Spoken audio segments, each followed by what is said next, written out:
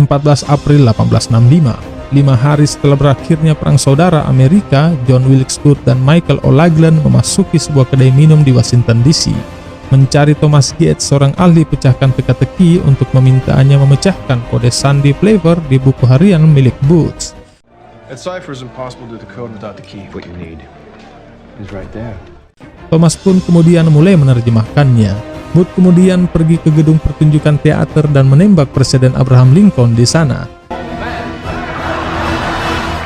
Setelah menembaknya, dia kemudian menyuruhkan kata bahasa Latin Sic semper tyrannis, yang jika diterjemahkan memiliki arti demikian selalu kepada para tiran, lalu pergi meninggalkan gedung teater itu. Di saat yang sama, Thomas pun berhasil memecahkan sandi teka-teki itu, yang merupakan peta harta karun, dan Thomas baru menyadari kalau O'Laughlin dan Booth adalah anggota dari Ksatria Lingkaran Emas yang masih setia dengan konfederasi yang menentang kepemimpinan Abraham Lincoln. For your info guys, dikutip dari Wikipedia, Ksatria Lingkaran Emas atau Knights of the Golden Circle adalah sebuah perkumpulan rahasia di Amerika Serikat pada pertengahan abad ke-19. Tujuan awal perkumpulan ini adalah untuk mengambil dan menguasai lingkaran emas di wilayah Meksiko, Amerika Tengah, dan Karibia. Thomas kemudian merobek beberapa halaman dari buku harian itu dan melemparkannya ke api agar peta penyembunyian harta karun tidak jatuh ke tangan mereka. Thomas pun akhirnya ditembak dan meninggal. Satu dari sisa halaman itu diambil oleh O'Laughlin dan pergi.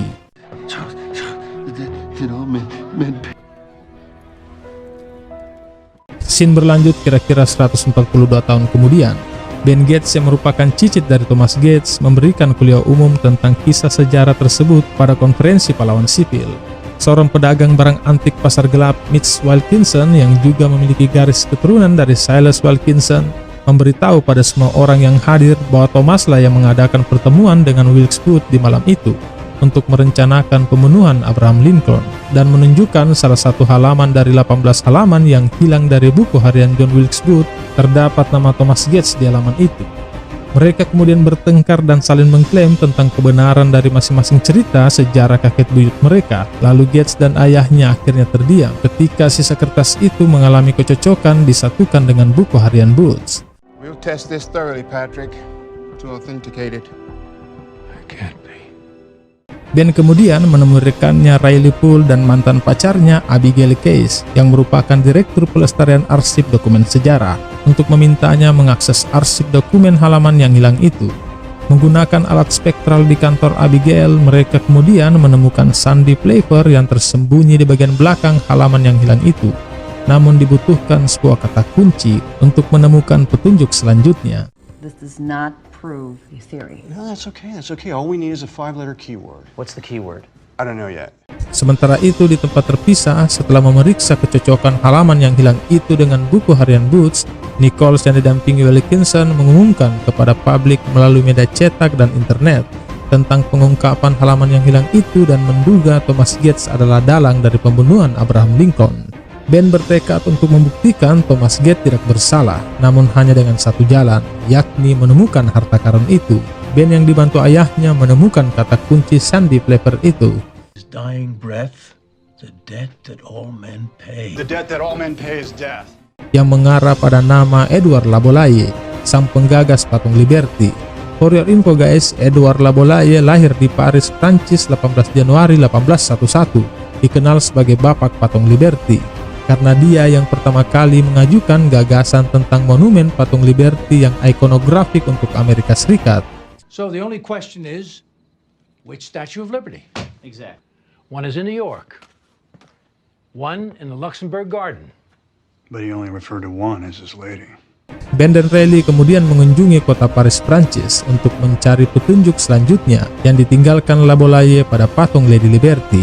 Dengan menggunakan helikopter flying drone, mereka menemukan petunjuk tulisan yang terukir pada obor patung Liberty, yang mengarahkan mereka pada meja kembar Resolute, meja yang dibuat dari puing-puing kapal penjelajah Inggris HMS Resolute. When the ship was finally retired, Queen Victoria had 2 desks made from its timbers. Voila! Resolute Twin. Salah satu meja tersebut digunakan oleh Presiden Amerika Serikat di kantor Oval di Washington, dan satu lainnya digunakan oleh Ratu Inggris di Istana Buckingham di London. Sementara itu, Wilkinson memerintahkan orangnya menyelinap ke rumah ayah Ben untuk mengkloning ponselnya agar dapat melacak keberadaan mereka.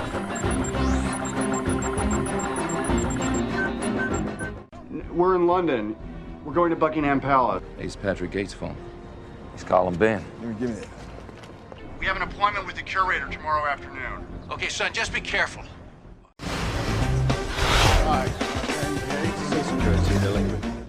Di London, Riley yang memiliki keahlian teknologi informasi dengan mudah menyusup masuk mengacaukan sistem keamanan istana Buckingham, sehingga memudahkan akses Ben dan Abigail menyusup masuk ke ruang kerja pribadi sang ratu. Dari meja resolut ratu, Ben berhasil memecahkan sandi teka-teki 4 digit kombinasi dari laci meja itu, berdasarkan 4 digit tahun inskripsi dari ukiran pada obor patung Liberty di Paris, dan menemukan sepotong kayu kuno yang berukiran simbol-simbol.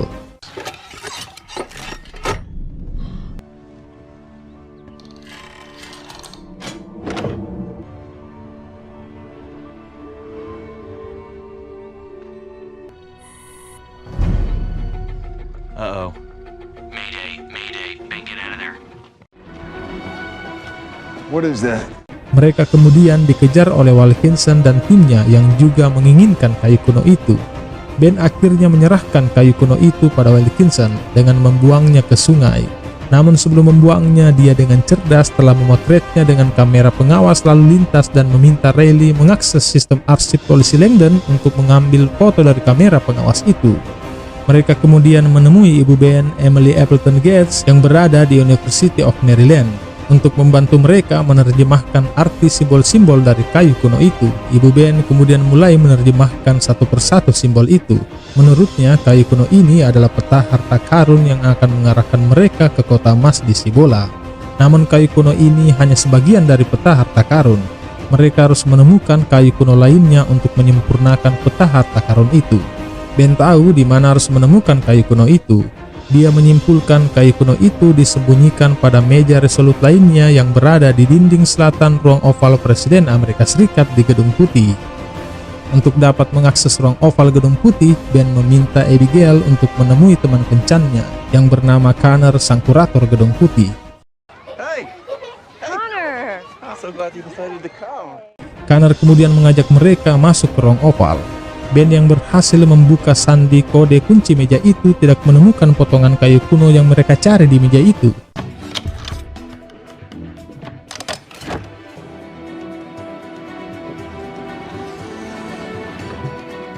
Namun Ben sempat mengabadikan cap lambang yang terukir pada cetakan kayu kuno itu dengan kamera digital. Cap dengan lambang elang menggenggam gulungan. Riley memberitahu mereka bahwa cap lambang itu merupakan lambang buku rahasia presiden.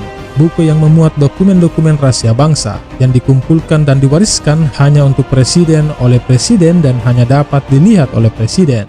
So you're saying that whatever was on that plank is now in the president's secret book? Where's the president's book kept? Only the current president knows. The book is passed from president to president, and each one chooses his own hiding place. Ben kemudian menyimpulkan bahwa satu-satunya untuk mencari tahu kebenaran dan keberadaan buku itu adalah dengan bertanya langsung kepada presiden. Dan secara bertepatan, Gedung Putih akan mengadakan acara pesta ulang tahun presiden. Mereka pun membuat skenario untuk menculik presiden dengan memindahkan tempat acara pesta ulang tahun presiden ke Gunung Vernon. I'm getting out of this high-rise penthouse suite. Ben kemudian menghadiri acara itu dan bertemu langsung dengan presiden. Ben yang mengetahui bahwa presiden sangat mengagumi George Washington yang merupakan presiden pertama Amerika Serikat, memperlihatkannya sebuah peta Gunung Vernon di mana mereka berada saat ini. Ben menunjukkan kepada presiden bahwa di tempat ini terdapat sebuah terowongan rahasia sejarah. Presiden yang penasaran pun mengajak Ben untuk mencari tahu kebenaran dan keberadaan terowongan itu. Presiden sama sekali tidak curiga bahwa skenario ini adalah rencana Ben untuk menculiknya. Rencana Ben pun berhasil.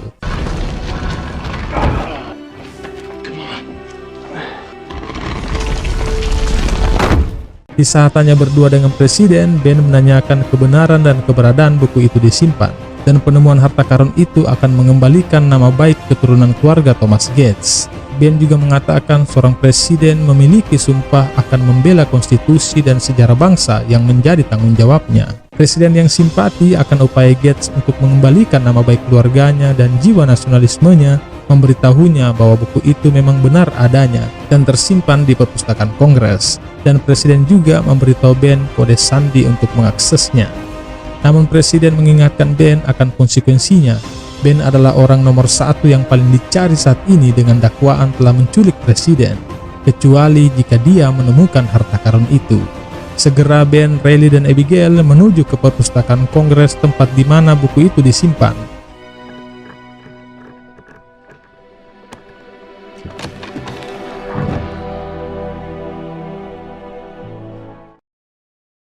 Dalam buku tersebut, Ben menemukan catatan informasi penting bahwa pada April 1865, Ratu Victoria Inggris mengirimkan 2 surat bersandi kepada Albert Pike. Albert Pike adalah seorang penulis Amerika, seorang penyair, orator, ahli hukum, dan anggota terkemuka Freemason, sebuah organisasi persaudaraan antara akhir abad ke-16 hingga awal abad ke-17. Pada awal Perang Saudara Amerika, Albert Pike ditunjuk sebagai utusan konfederasi untuk negara-negara pribumi di Amerika. Surat yang pertama berisi tentang informasi soal harta karun kota emas. Surat kedua diduga berisi sandi rahasia Playfair untuk menghubungi Edward Laboulaye yang akan menyembunyikan petunjuk sebelum dia meninggal. Dia juga menemukan gambar potongan kayu kuno yang hilang dari meja itu, serta catatan terakhir dari Presiden Coolidge, Presiden Amerika Serikat ke-30, yang telah lebih dulu menemukan papan kayu kuno itu pada tahun 1924, mengabadikannya lalu memusnahkannya, dan menugaskan Gadsden Burglum, seorang seniman Amerika Serikat, untuk mengukir 4 kepala Presiden Amerika Serikat di Gunung Rushmore untuk menyembunyikan ciri-ciri peta harta karun dan melindungi kota emas. Gunung Rushmore adalah tujuan mereka selanjutnya. Ben kemudian mengirimkan foto potongan kayu kuno itu ke ayahnya dan memintanya untuk mengantarkannya ke ibunya untuk diterjemahkan. Namun percakapan dan file foto potongan kayu kuno itu juga diketahui oleh Wilkinson yang telah mengkloning ponsel ayah Ben. We know it leads to Mount Rushmore.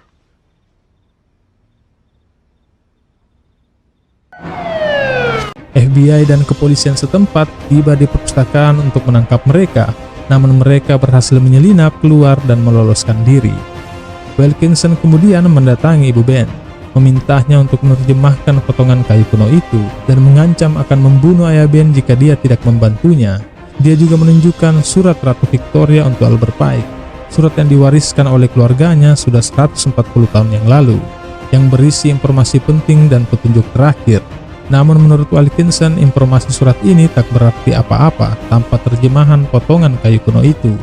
Dia lalu membakar habis surat itu sehingga menjadikannya satu-satunya orang yang menjadi petunjuk terakhir untuk menemukan kota emas di Cibola, dan meminta ibu Ben untuk mengantarkannya ke lokasi kota emas Cibola sesuai petunjuk pada potongan kayu kuno itu. Mereka kemudian bertemu di Gunung Rushmore dan bersama-sama mencari keberadaan kota emas itu. Wilkinson membantu Ben memberitahu petunjuk-petunjuk yang dia ketahui dalam isi surat petunjuk terakhir itu, sehingga memudahkan mereka menemukan pintu masuk ke dalam gua di bawah Gunung Rushmore melalui lambang burung agung.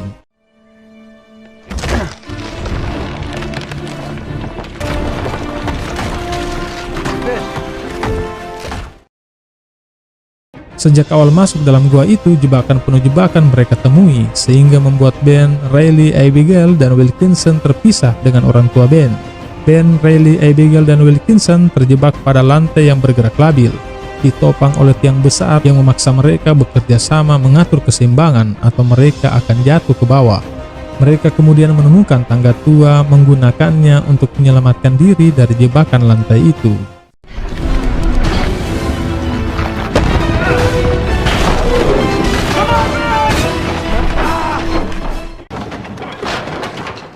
Sementara itu di tempat terpisah, orang tua Ben terus mencari jalan keluar. Ben, Riley, Abigail, dan Wilkinson kemudian berada di suatu tempat yang dipenuhi dengan air yang terus mengalir. Mereka menemukan tuas roda dan memutarnya untuk menutup aliran air itu.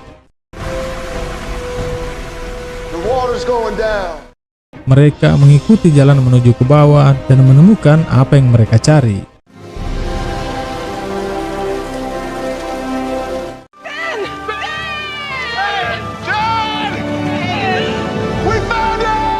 sebuah kota yang berisi emas murni penduduk asli Amerika yang legendaris. Berbagai artefak peninggalan sejarah dan lain sebagainya terbuat dari emas murni mereka temukan di sana. Namun tiba-tiba puing-puing batu mulai berjatuhan dan kota emas itu dibanjiri dengan air.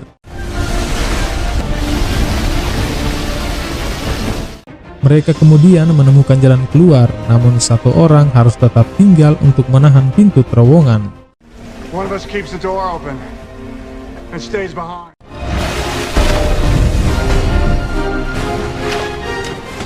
Setelah perjuangan dan upaya Ben untuk mengorbankan dirinya, Wilkinson akhirnya memutuskan untuk tinggal dan mengorbankan dirinya agar yang lain bisa selamat, dan meminta Ben untuk memberitahu semua orang kalau dia telah menemukan harta karun itu. Tell them I found it! Don't quit!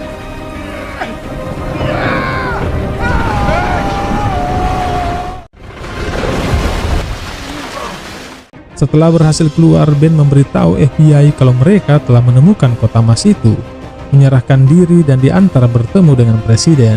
Namun presiden memberitahu kepada para pengawalnya bahwa di terowongan itu pintu secara tidak sengaja tertutup dan Ben lah yang telah menyelamatkan dirinya. Ben membersihkan nama keluarganya dengan penemuan itu dan dibebaskan dari semua tuduhan oleh presiden dan akan mendapat penghargaan atas jasa mereka. Ben juga mengatakan kepada presiden Wilkinson juga harus diberikan penghargaan karena bersama mereka menemukan kota emas itu.